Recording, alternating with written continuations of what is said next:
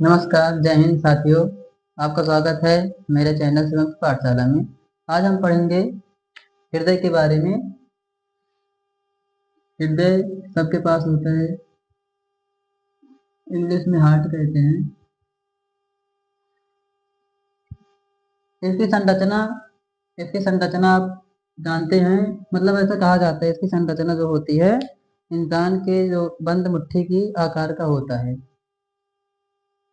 हृदय को 4 भागों में बांटा गया है, मतलब 4 चैम्बर समझ लीजिए। हृदय में 4 चैम्बर होते हैं,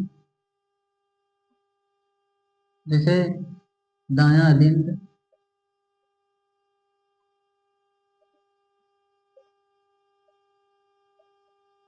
बायां अलिंद, दायां निलय,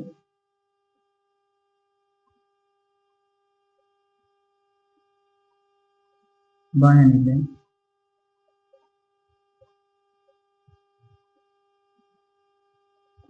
मतलब ये समझ लीजिए जो ऊपरी भाग होता है उसे अलिंद कहा जाता है और नीचे का भाग को निलय कहा जाता है। तो हृदय में नस भी होती हैं, हृदय से नसें जुड़ी होती हैं जो रक्त ब्लड लाने का कार्य करती हैं। नस जानते हैं आप 2 प्रकार की होती हैं, शिरा और धमनी। ये ये जो दिख रही है ये शिरा है। शिरा शिरा शरीर से अशुद्ध रक्त को हृदय में लाता है। हृदय में लाता है मतलब हृदय के दाएं लिंग में शिरा रक्त लाता है। फिर यहाँ से जो अशुद्धियाँ होती हैं वो खत्म होती है थोड़ी बहुत। उसके बाद दाएं अलिंद से दाएं निलय में, फिर दाएं निलय से धमनी होती है। धमनी नस के प्रकार, मतलब नस के 2 प्रकार के होते हैं, शिरा और धमनी। जो धमनी होती है ये फेफड़े में ले जाती है, इंसान के फेफड़े में। मतलब इसे जो धम जो नस फेफड़े से जुड़ी होती है उसे फुफ्फुस धमनी कहते हैं। नहीं नहीं, धमनी नहीं, ये सीरा है, ये सीरा है। अशुद्ध रक्त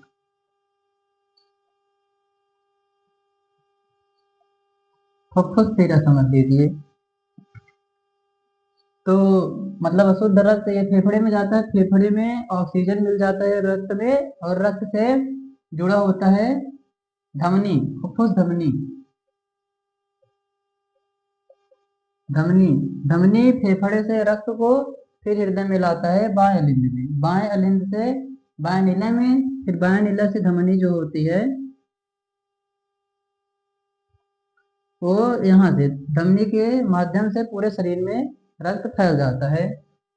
तो इस बार इसको समझ लेते हैं कैसे होता है।